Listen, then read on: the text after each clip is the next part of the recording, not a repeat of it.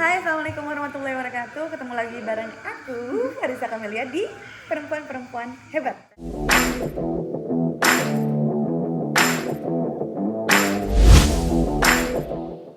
Hari ini aku kedatangan bintang tamu. Bintang banget. Bintang tamu. Bintang Apa namanya? Dika. Umur berapa? Apa? Umur berapa? 3 tahun. 3 tahun lebih muda dari kamu aja. Oh iya, Dika. Dika ini teman lama aku juga dari tahun 2003 juga ya, kita ketemu 2004. 2004. Sama ya? Tapi 16 udah tahun. tua dong. Enggak. Dulu kan baru umur 5 tahun ya. Iya, Jadi itu masih TK. PAUD udah 5 kalau nggak salah. PAUD ya. 2004 tuh PAUD. PAUD. Iya benar-benar. Kita baru puber juga ini kan. Belum lama. Berdua. Berkedua. Keren banget. Jadi Dika itu aku ketemu tahun 2004, sama-sama main dulu di Kolosal juga ya, Iya. Jakarta Rup ya. Iya, Kamu Jakarta pertama Jakarta Rup atau Jakarta Tiga? Jakarta Rup. Jakarta Rup. Jakarta Rup. Waktu itu di 2004 tuh langsung baru pertama kali dia ngerasain ke hutan. Terus pakai kemben. Jadi kan seronok ya, Bo, gitu ya. Tapi mungkin ya pokoknya lah cinta pertama aku. Nyebutin merek Enggak apa-apa. Catit ya. Ya gitu, itu pokoknya seru banget sih di situ.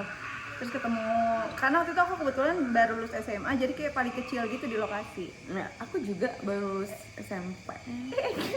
PAUD ya. Oh iya tadi PAUD, sekarang SMP. Nah, ini makanya aku PAUD paling junior berarti kan. Paling junior, emang Dika paling kecil di situ sama si Yusti. Nah, aku iya berduaan benar, tuh. Yusti. Nah itu pertama kali main sinetron. Awalnya memang kamu mau main sinetron atau dulu sebelum main sinetron kamu ada kesukaan lain? Enggak, ya dulu sebelum main sinetron sebenarnya aku lebih mulainya di teater. Oh di teater dulu. Aku di panggung sih. Berarti emang seneng seni, seneng acting. Aku lebih sebenarnya senengnya musik. Oh musik. Dan aku dulu sebenarnya pemalu banget. Nah, masuk teater itu yang kayak ngerubah banyak hal sih. Jadi kayak Biar lebih berani. terus waktu SMA itu di pentas. Nah, habis lulus SMA kebetulan ikut Cantik Indonesia. Nah, dari Cantik Indonesia itu baru ada masuk di Bangkara waktu itu. Jadi baru main ke Kolosal. Kapok nggak? Gimana? Pertama kali main langsung Kolosal dengan keadaan panas, terik, diseling, banyak nyamuk, tidur di hutan dan lain sebagainya. Karena aku perempuan gigih, bohong banget. Pertama-tama sih mau nangis ya, karena aku anak mama banget ya. Mama aku kayak, "Ma, ngapain sih gitu kesini?" Gede banget Gede sih ya. banget ya Tuhan, bener-bener kemben karena kayak malu aurat kan, mana syariah. Lama-lama ya udahlah ya. Oh ya udahlah. Iya gitu. Nah, tapi lama-lama akhirnya sebenarnya yang bikin jadi kerasan di situ, kalau kerjaannya tiap hari, kalau aku sebenarnya nggak gitu suka sih, nggak gitu suka sama kerjaan Karena wasting time. karena nunggu, terus ketemunya tuh kan ganti-ganti orang, karena aku orang yang bukan orang yang gampang terbuka sama orang sebenarnya. Terus abis itu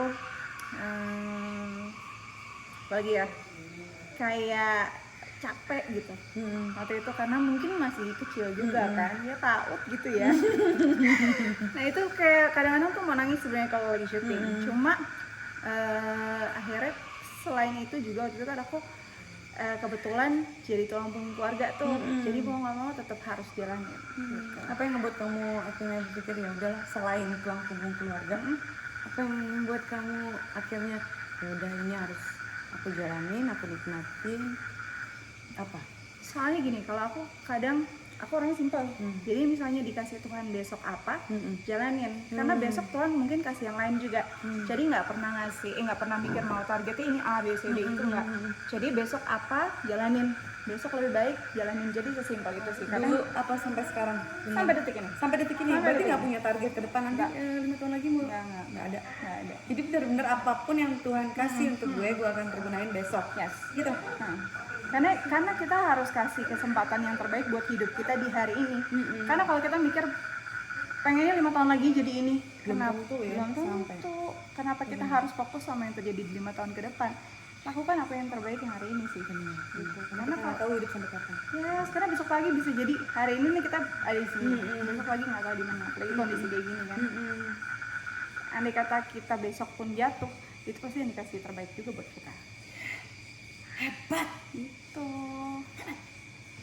nggak hebat sih, Ngeselin. Hebat. Bener-bener aku juga nggak kepikiran, maksudnya kalau aku terlalu fokus sama yang di depan. Kebalikannya, Iya, aku iya. terlalu mikir yang di depan, sementara yang hari ini jadi kayak, kenapa gue ngelakuin ya setengah-setengahnya tadi gitu. Karena gue nggak bisa ngelakuin yang lebih baik dari itu, sementara gue bisa loh gitu. Kadang-kadang suka Iya. mikir gitu. Dan aku di hutan itu kan di Kolosal 3 tahun. 3 tahun, terus nggak mikir, waktu itu nggak mikir mau kuliah, nggak mikir mau punya profesi lain. Pokoknya ya waktu itu adanya di hutan, jalanin itu. Habis itu mulai masuk ke dunia presenting. Dunia presenting. Awalnya di mana dulu? Pertama itu aku dapat job presenting itu justru di Kementerian Pariwisata, kementerian, di salah satu kementerian. Aku bawain kayak ada yang kenalin siapa? casting sih, Oh, casting. dipanggil casting, terus dapat itu, jadi project 1 tahun, terus berlanjut di tahun kedua. Enak dong. Iya, waktu itu, nah dari situ aku bisa nabung, karena memang kan karena project tahunan kan, nabung terus waktu itu aku taruh aja uangnya, nggak tahu buat apa dulu, karena nggak ngerti, intinya satu, ini rezeki keluarga pastinya, nabung dulu. Habis itu aku masuk ke 4 mata, 4 mata, terus lama-lama kayaknya baru sadar, kayaknya gue lebih nyaman deh di dunia presenting. Iya, di dunia ini udah nyaman dari kecil. Soalnya nggak Di dunia presenting ini. kayaknya lebih nyaman gitu.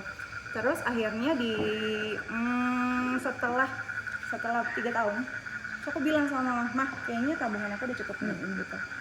Aku bilang ke mama, aku kayak mau berhenti syuting, aku mau kuliah. Oh, oke. Jadi aku alihin mamaku, karena mamaku pintar bikin kue, kita bikin usaha aja yuk. Alhamdulillahnya waktu itu emang Tuhan kasih rezeki juga, usahanya jalan, aku bisa kuliah. Gitu. Jadi ya udah. Nah pas kuliah, Kamu ngambil jurusan jurnalistik. Oh, jurnalistik. Jurnalistik kan Pas aku dong ya. Iya, karena aku pengen jadi news anchor kan. Jurnalistik, dan waktu itu aku hitung biaya kuliah aku Selama 4 tahun, selama 4 tahun. Nggak, aku pengen waktu itu karena di situ ada 3,5 tahun dan 3,5 tahun. Jadi aku kejar itu gimana caranya aku bisa 3,5 tahun lulus. Aku hitung bener-bener plus sampai kayak ongkos kuliah aku berapa, Jajan. jajan semuanya. Dan aku nggak ngapa-ngapain selama 3,5 tahun itu aku cuma kuliah. Nggak belanja kebutuhan kamu pribadi, maksudnya Oh, keseharian belanja. kamu apa gitu nggak? Enggak sih, cuma Lebih bener-bener prioritas buat itu. kuliah. Terus ada syuting pun enggak ambil, paling di libur kuliah itu juga. Tapi enggak banyak. Nah, akhirnya waktu itu aku mikir cuma punya, kalau lebih dari itu dananya nggak ada. Jadi 3,5 tahun harus lulus. Terus aku dulu punya sahabatan 8 orang, kita punya janji 3,5 tahun lulus sama cum laude. Ya Dan udah, semuanya lulus. Dari 5 itu, dari 8, 5 cum laude dan lulus 3,5 tahun. Gitu. Dan itu akhirnya kayak, ya emang begitu caranya untuk kita bisa apa ya, bisa bersyukur dengan apa yang kita punya. Karena kalau enggak, jalanin aja kan susah. Nggak bisa, ya dan banyak yang terbuang. Banyak terbuang. Waktu, biaya, kesempatan, ya kan? Benar. Nah, sekarang kan Dika ini news anchor dari salah satu TV swasta yang ada di sini. Di dunia ini. Di dunia ini Ini loh. loh. Oh. Terus Gimana bisa masuk ke situ ya, ke Situ. TV itu. Ke TV itu, ke TV Cinta Kasih. Jadi waktu di semester 4 aku magang. Magang di situ? di situ. Jadi dulu tuh teman-temanku kan cari kayak di TV-TV nasional gitu kan. Terus ribet, terus kayak ngeliatnya kayak cuma disuruh fotokopi. Iya, magangnya suruh fotokopi, suruh ya kayak gitu. Memanfaatkan doang ya? Iya. Nah terus akhirnya pas kesini, ada aku mau ke DAI gitu kan. Terus temen-temen kayak ngapain gitu. Biarin lah, mau ke situ, kayak aku emang rada orangnya out of the box. Aku mau ke situ beramat. Ya udah ke situ, magang di situ, langsung dapat foto liputan. Malah happy kan, kita punya banyak kerjaan. Ya udah, foto liputan segala macam, dari magang sebulan, ya 2 bulan, 3 bulan. Setelah itu si HRD bilang setelah lulus kabarin. Jadi Mereka nunggu gitu ya. pas lagi aku skripsi ya udah aku mulai kerja di situ gitu. Dan sekarang udah berjalan 10 tahun 10 tahun. 10 tahun. Suka duka di dunia pertelevisian itu apa sih? Suka duka, kalau aku sih sebenarnya sukanya banyak, ketemu banyak orang, banyak dapat wawasan tiap hari. Dukanya paling kalau misalkan kita liputan, terutama karena TV kemanusiaan, banyak ketemu orang yang kurang beruntung segala macam.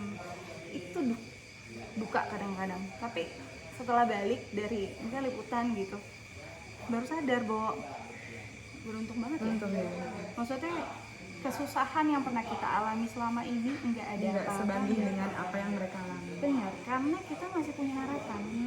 Orang itu kalau susah, tambah susah kalau dia udah nggak bisa berharap.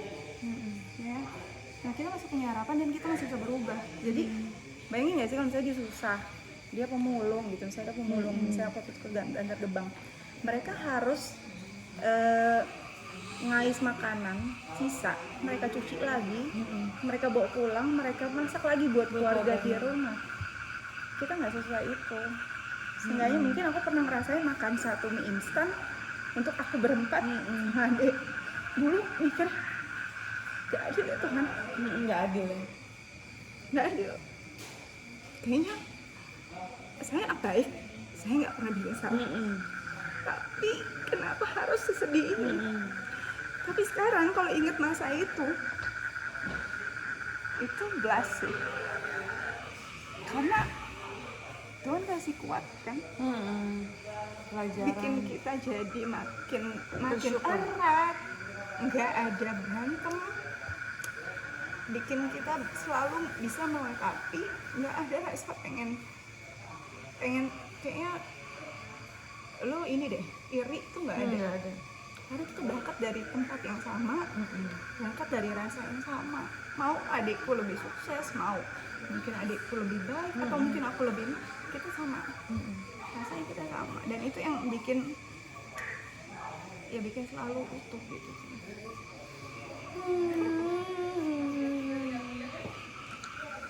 Gitu. Mungkin kalau misalnya kamu ngerasain apa yang kamu rasain dulu, kamu nggak akan sekuat sekarang. Bener. Nggak akan bersyukur sekarang, nggak akan sesayang sekarang sama keluarga kamu dan menjaga apa yang udah tercipta supaya nggak berantakan. Dan balik lagi karena tadi prinsipnya lakukan yang terbaik buat hari itu. Hari itu dengan mie instan itu kami lakukan yang terbaik, kami share. Jadi rasanya sama, nggak ada yang lebih baik, nggak ada yang adikku lebih banyak deh. Terus 4 itu dibagi 4, jadi bener-bener semua adil karena kita melakukan hal itu baik saat itu.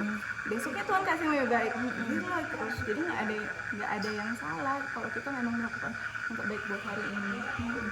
Gitu. Speechless.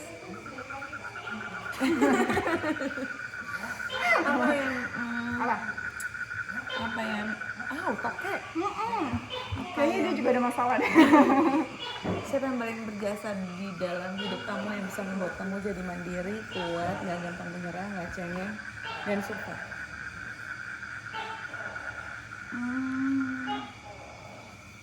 Banyak sih sebenarnya.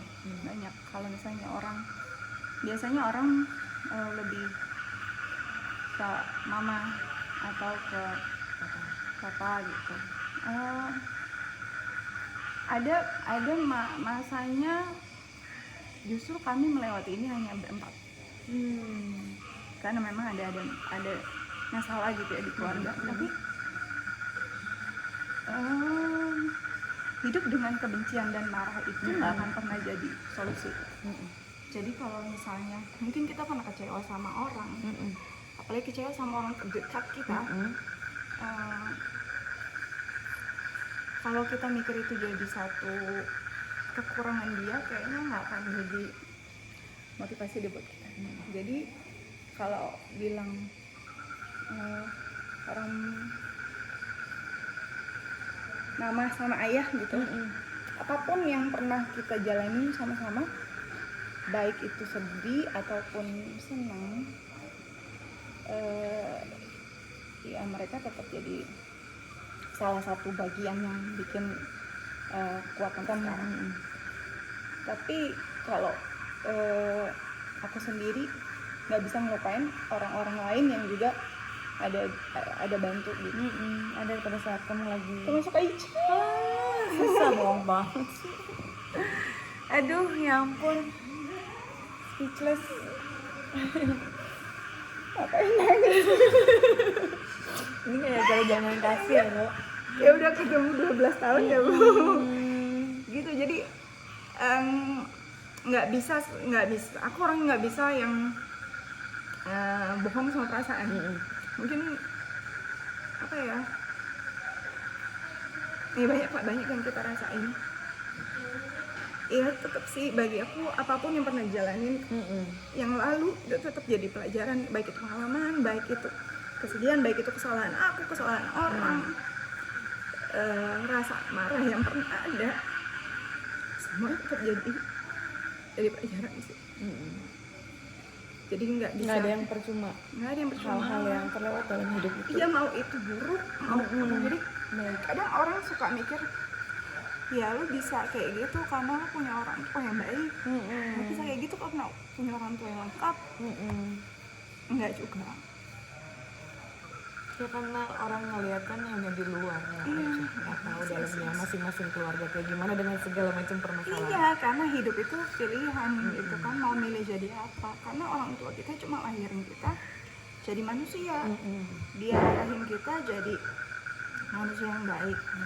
Kita mau arahnya kemana ya tetap kita yang jalanin sih. Jadi buat teman-teman yang mungkin sekarang kondisinya lagi punya broken home dan kondisi broken home, jangan pernah ngeluh kenapa harus dalam kondisi ini, kenapa harus hidup dalam kondisi itu, karena ya saat kita dikasih hidup tuh udah tanggung jawab masing-masing. Begitupun sekarang aku ke anakku, dia dititipin, kita punya tanggung jawab, tapi hidup dia pilihan dia. Dan satu sih yang pernah menempatkan kebahagiaan kita pada orang lain. Jangan pernah, mungkin saking kita sayang sama orang tua, yang penting orang tua bahagia. Nggak juga. Kita jangan lupa buat bahagia diri sendiri. Iya. Karena saat kita misalnya nikah, yang penting ya orang tua bahagia. Pas pernikahan itu gagal, bisa jadi kita justru menyalahkan mereka kan. Iya. Jadi pilih itu karena diri kita sendiri.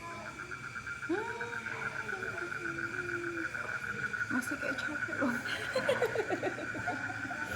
Kameramennya nganternya jadi gitu.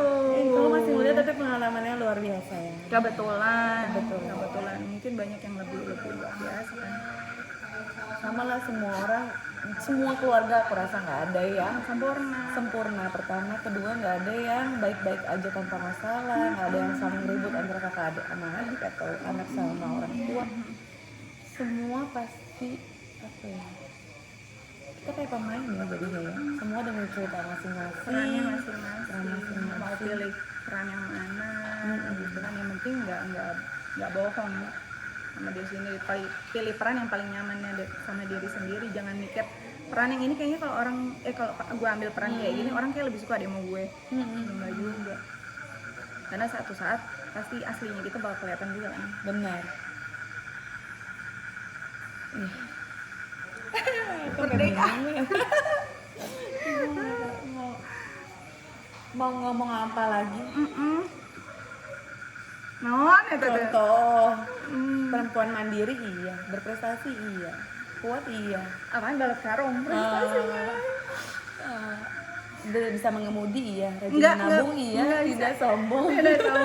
Taat beribadah, sayang ayah ibu, ya Allah. menjaga lingkungan. Terus apa ya? Istiqomah apa tadi? Ada nggak sih Apa? Selain pesan-pesan tadi yang kamu sampaikan itu, ada nggak sih yang lebih spesifik untuk para perempuan di luar sana dengan segala mungkin keterbatasannya, dengan segala masalahnya, dengan segala ketakutannya untuk bisa keluar dari masalah yang dihadapin, mungkin bersama pasangan, anak ataupun orang lain, ada nggak yang pernah kamu alamin? Ya, ada nggak pesan untuk mereka menjadi wanita seperti apa? Sebenarnya karena kalau ngasih pesan, karena wanita punya kondisi yang beda-beda, pasti beda-beda cara jalani hidupnya. Tapi satu sih, jangan pernah ngerasa nggak mampu. Jangan pernah ngerasa nggak mampu. Lakuin apa yang bisa dilakukan. Jangan pernah takut kehilangan, karena kadang-kadang hilang itu justru membuat kita lengkap.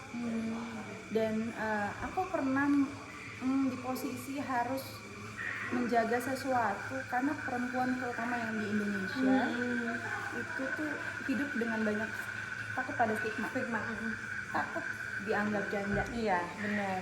takut dianggap jadi wanita nggak pada tracknya. Iya. Akhirnya padahal wanita mungkin punya pikiran yang lebih liar dan mereka bukan nakal ya, Iya.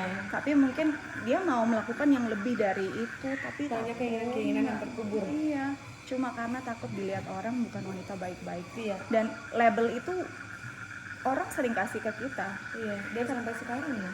Yes, dan kenapa kita harus pikirin yang orang kasih? Labelin diri kita sendiri sih. Kayak 7 tahun buat aku itu dalam sangkar, nggak bisa kemana-mana, cuma untuk ngejaga satu yang namanya baik. Baik itu kayaknya, tapi di dalam situ kosong. Nah, kayaknya better jangan sampai kayak gitu. Aku masih beruntung bisa terselamatkan dari kekosongan itu. Walaupun nggak boleh, kalau dipikir-pikir bisa ya aku lewatin itu. Kok bisa ya? Tapi itu maksudnya dalam arti kata, ya udah, itu karmanya saat itu. Mungkin kalau aku mikirnya gitu ya, karmanya saat itu, kondisi yang nggak nyaman itu mungkin membalas karmaku yang kurang baik di masa lalu. Sudah terbalaskan, sekarang bikin karma baik aja biar besoknya balasannya baik. ya gitu aja sih.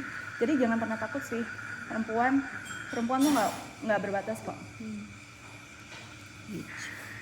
Nggak berbatas. Terima kasih banyak. Sama-sama. Aku banyak belajar dari kamu. IPA, fisika, Kimia, iya, statistik, biologi, semua ada. jangan lupa like, subscribe, dan komen di bawah ini. Makasih udah nonton. Thank you.